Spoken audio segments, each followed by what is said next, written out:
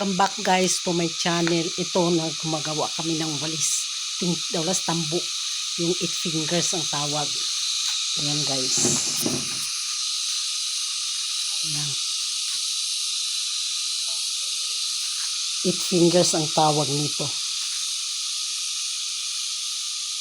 Ayan guys. Ginagawa namin yan. Ayan.